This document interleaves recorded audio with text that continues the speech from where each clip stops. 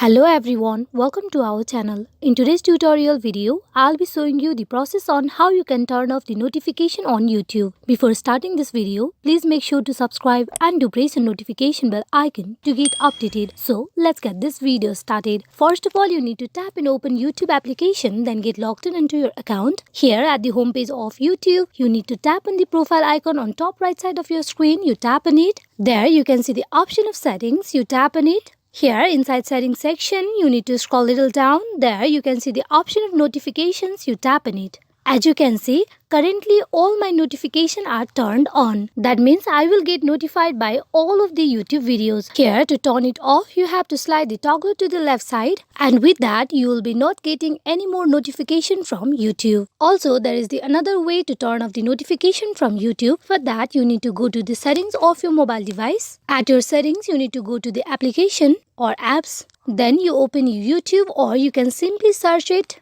Inside the app info of the YouTube, there you can see the option of notification. You tap on it. As you can see, currently the notification is turned on. Now to make it off, you have to just slide the toggle of show notification to the left side, and with that you will not getting any notification from YouTube. Hope this video is fruitful for you all on how you can turn off the notification on YouTube. Thank you.